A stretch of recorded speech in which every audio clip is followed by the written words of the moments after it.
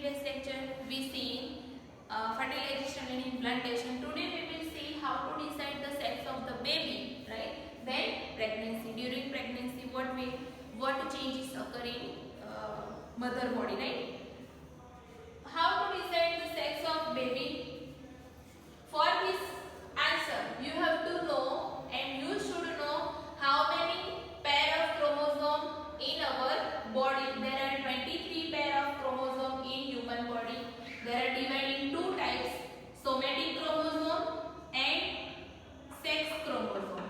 Right? Somatic chromosome, there are 22 pair of chromosome. Right? And sex chromosome, there is only one pair of chromosome. And you know 22 pair of chromosome जो somatic chromosome है, there are present in somatic cell, and somatic cell responsible for organogenesis. Somatic cell क्या करते हैं? Organogenesis, that you study in chapter number 1 standard 11, right? Organogenesis means to form organ formation के लिए जो cells responsible है, that is somatic cell, and this cell process somatic chromosome. That one sex chromosome present in gametic cell which produce gametes, right? Male gamete and female gamete. Now we will see how to decide the sex of baby. You know male and female की हम बात करें, then you know male have, there are two types of, means के heterozygote type के chromosome poses करते हैं X and Y, whereas female have both chromosome XX, both sex chromosome both XX होते हैं, right? In male 50% X chromosome and 50% Y chromosome, then 100% XX होते हैं female में, right? When you know which sex have baby, right? कि baby की कौन सी sex होगी वो आपको कब पता चलता है? During fertilisation, during formation of zygote. For example, when X chromosome come from male and this X chromosome come from female, दोनों का क्या होगा? फर्टिलाइजेशन, एंड जो zygote फॉर्म होगा that is diploid, क्योंकि ये भी हैप्लॉइड है और ये भी हैप्लॉइड है, right? That is called zygote.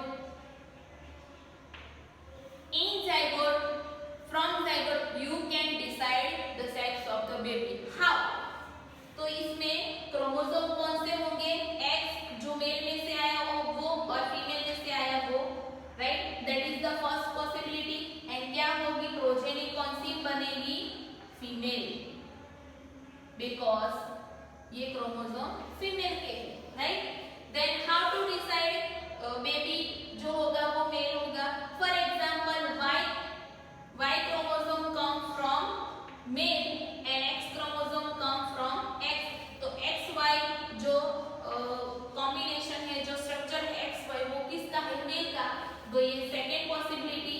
और जो zygote में XY क्रोमोसोम होंगे, that decide के जो बेबी बॉर्न होगा वो कौन सा होगा? Male. So you can decide कि कब आपको पता चल जाता है.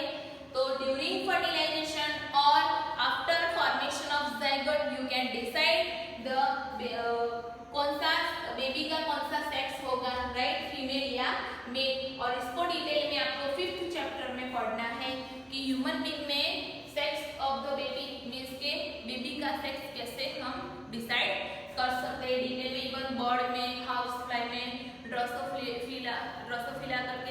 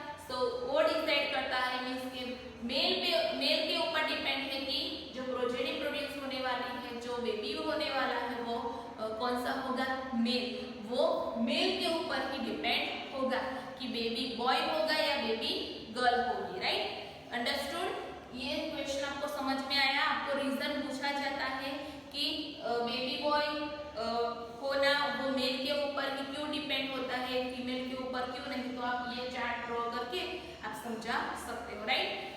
देन हम आगे का क्वेश्चन देखेंगे pregnancy. What is pregnancy?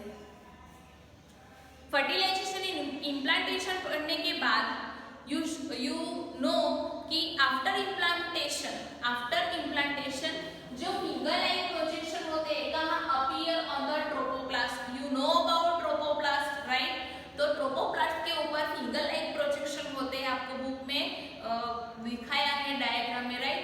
That is called chorionic villi. और ये कॉरियोनिक विली जो यूटेरिन टिश्यू होती है उसके सराउंड और मैटरनल ब्लड के सराउंड कवर हो जाती है ये कॉरियोनिक विली। और उसके बाद developing embryo and maternal body के बीच में एक यूनिट फॉर्म करती है, यूनिट बनाती है, that is called placenta. A structural and functional unit between developing embryo and maternal body, that is called placenta, जो ट्यूब फॉर्म में होता है, राइट। गुजराती में हम बोलते हैं कि बेबी में जो नाल होती है ना, राइट, जो मदर से अटैच होती है जिसके through, that is called placenta, right. यहाँ आपको दिया है कि chorionic villi which are surrounded by uterine tissue and maternal blood, the chorionic villi and uterine tissue become integrated with each other and jointly form a structural and functional unit between developing embryo and maternal body, that is called placenta।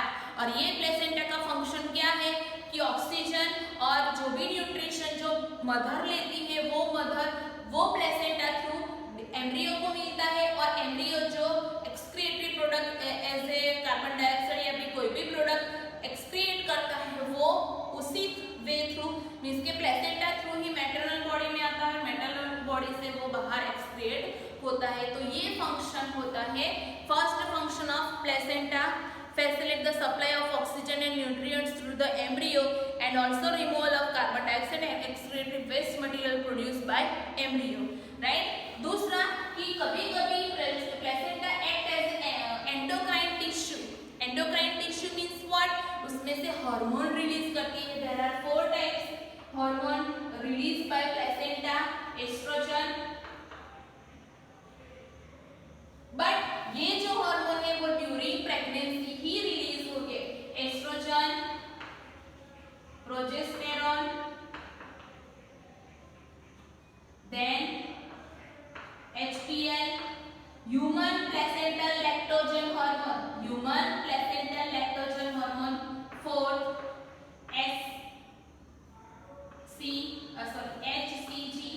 HCG, human chorionic gonadotropic hormone, human chorionic gonadotropic hormone that are released from uterus or we can say placenta, and at that time during pregnancy some other hormone released from ovary।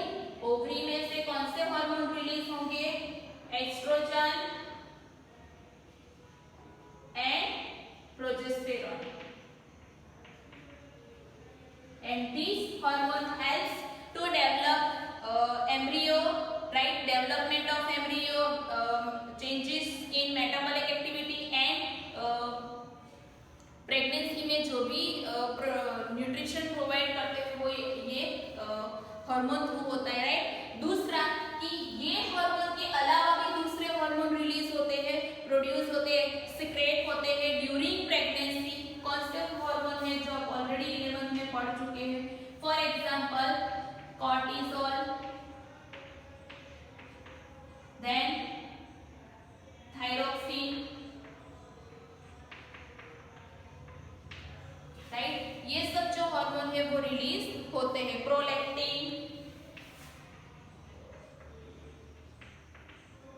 But ये जो hormone है वो during pregnancy release होते हैं, उनका level बढ़ता है जिससे एम्ब्रियो का प्रॉपर डेवलपमेंट हो पाए, सपोर्ट हो पाए, मेटाबॉलिक चेंजेस हो पाए और मेंटेनेंस ऑफ प्रेगनेंसी। आपको दिया है कि placenta produce several hormone like human chorionic gonadotropic HCG, human placental lactogen, HPL, oestrogen, progesterone etcetera. In later phase of pregnancy hormone called relaxin, right, also relaxing hormone also produce later phase of pregnancy, because वो breast feeding के लिए बहुत important है। Milk production ये hormone से ही होता है। That is why after embryonic development means के पूरा 9 मंथ खत्म हो जाए उसके बाद ये हार्मोन रिलीज होता है, right. Is also secreted by ovary, right. In addition, during pregnancy, the level of other hormone like estrogen, progesterone, cortisol, prolactin, thyroxine increase several fold in maternal blood. Increased production of this hormone is essential for supporting of fetal growth, means के embryo के growth को support करने के लिए, metabolic change in mother and maintenance of pregnancy, right? तो ये सब hormone बहुत इंपॉर्टेंट है during pregnancy. After this process, after implantation, inner cell mass हमने देखा था, जो ट्रोपोप्लास्ट के अंदर की तरफ जो सेल्स होते हैं, that is called inner cell mass. Inner cell mass differentiated and form ectoderm and endoderm, right, and between mesoderm soon appear between ectoderm and endoderm, right. This 3 layer give rise to all tissue in adult, means कि ये जो 3 layer है उसके साथ साथ दूसरे भी cells होते हैं, that is called stem cell, right. Stem cells have produce organ and rings, right. बहुत सारे ऐसे ऑर्गन फॉर्मेशन के लिए जो टिश्यू वो कंबाइन होती है, वो टिश्यू कहाँ से आती है, स्टेम सेल की टिश्यू होती है, राइट।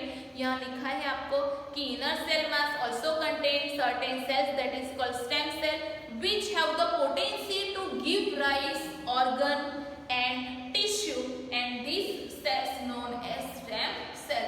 और ये हो गया प्रेगनेंसी। आपको यहाँ कोरियोनिक के लिए प्लेसेंटा का फंक्शन, हार्मोन कौन कौन से रिलीज होते हैं, वो हार्मोन क्या करते हैं ड्यूरिंग प्रेगनेंसी, राइट, वो सब आपको प्रेगनेंसी में याद रखना है। इसके बाद एम्ब्रियोनिक डेवलपमेंट है, अलग अलग ऑर्गेनिज्म में अलग अलग टाइम पीरियड का एम्ब्रियोनिक डेवलपमेंट है, कौन से टाइम में कौन सा ऑर्गन डेवलप होता है, क्या चेंजेस होते हैं बेबी में, वो सब आपको नेक्स्ट लेक्चर में देखना है। और दूसरा है पार्चुरेशन एंड लैक्टेशन, मींस कि बेबी का एम्ब्रियोनिक डेवलपमेंट टाइम पूरा हो जाता है, उसके बाद बेबी डिलीवर कैसे होता है, ऐसा क्या हार्मोनल चेंजेस होते हैं, कैसे कौन सी प्रोसेस होती है हमारी बॉडी में जिससे बेबी डिलीवर होता है, राइट। और उसका जो लैक्टेशन पीरियड होता है वो आपको लास्ट टॉपिक इस चैप्टर का बाकी है, वो आपको नेक्स्ट वीडियो में समझाएंगे।